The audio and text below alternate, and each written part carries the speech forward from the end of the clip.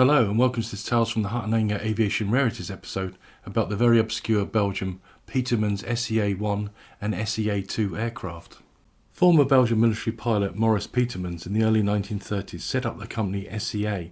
that translates to the Belgian Society for Aeronautical Studies, and this was to produce a light twin-engine aircraft for various civil or military roles. The S.E.A. was also called the Peetermans S.E.A., and it was a 2-crew plus 6-seater aircraft powered by 2 Armstrong-Sydney Genet Major 165 horsepower radial engines, and it also had retractable gear. The chief designer of the aircraft was Pierre de Groef. The military version of the aircraft would be capable of operating with machine guns and small bombs for ground attack. This was a privately funded aircraft with a very slick design for its time.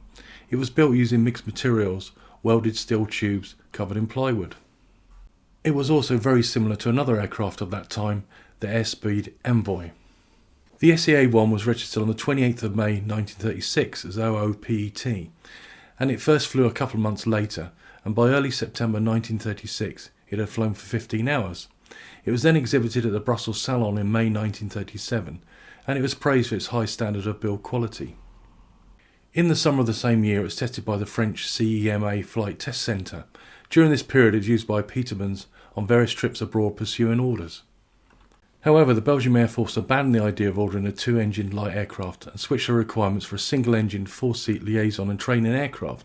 As no orders were forthcoming for the S.E.A. Peetermans reacted quickly, and OOPET was written off and taken off the Belgian register on the 7th of July 1937.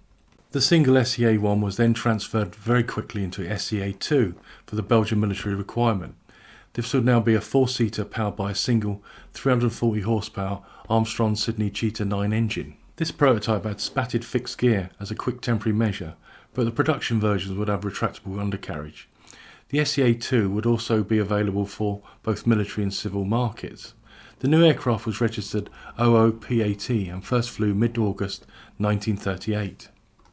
It was a superb machine by all accounts. The S.E.A. seemed to have a bright future, but this all ended within a couple of months after the aircraft crashed at Humbeek, Belgium on the 6th of September 1938.